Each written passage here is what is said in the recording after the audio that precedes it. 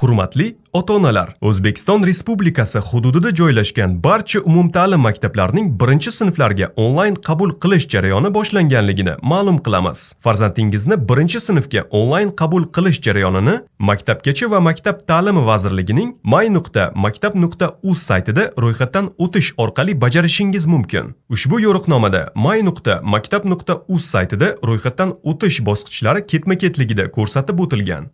Asosiy oynadagi ro'yxatdan o'tish tugmasi bosiladi. Ikkinchi qadam shaxsiy mobil raqam orqali ro'yxatdan o'tiladi. Bunda ixtiyoriy parol o'ylab topiladi va shaxsiy mobil raqamiga kelgan SMS kodni kiritish orqali ro'yxatdan o'tish tasdiqlanadi. Uchinchi qadam ekranda ochilgan ommaviy oferta qoidalari bilan tanishib chiqilgandan so'ng roziman tugmasi bilan tasdiqlanadi. To'rtinchi qadam navbatdagi sahifada foydalanuvchining umumiy ma'lumotlari paydo bo'ladi. Ushbu sahifada fuqaroligi qatorida O'zbekiston fuqarosi tanlanadi va keyingisi tugmasi bosiladi. 5-qadam shaxsiy ma'lumotlar sahifasida ariza to'ldiruvchining pasport ma'lumotlari, hujjat seriyasi, raqami va tug'ilgan sanasi to'ldirilib qidirish tugmasi bosiladi.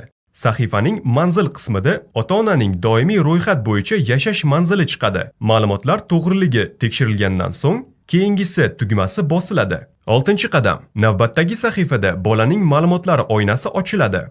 Hujjat turi qatoridan tug'ilganlik to'g'risida guvohnoma, pasport yoki chet el fuqarosi tanlanadi. Qarindoshlik darajasi qatoridan ota-ona yoki ota-onaning o'rnini bosuvchi shaxslar belgilanadi.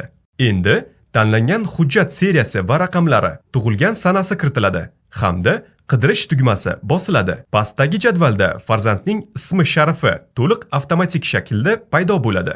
Ma'lumotlar chiqqandan so'ng qo'shish tugmasi, keyin esa yakunlash tugmasi bosiladi. 8-qadam keyingi sahifada mening arizalarim oynasi paydo bo'ladi. Unda 1-sinfga qabul va maktabdan maktabga o'tkazish oynalari mavjud. Ushbu oynalardan 1-sinfga qabul tanlanadi. 9-qadam navbatdagi oynada 1-sinfga qabul arizalari ochiladi. Shaxsiy ma'lumotlarda turar joy to'ldirilmagan yozuvi chiqadi va yashash manzilini kiritish tugmasi bosiladi. 10-qadam paydo bo'lgan oynada tahrirlash tugmasini bosib, doimiy ro'yxatdan o'tgan joy ma'lumotlari kiritiladi. So'ngra saqlash tugmasi bosiladi.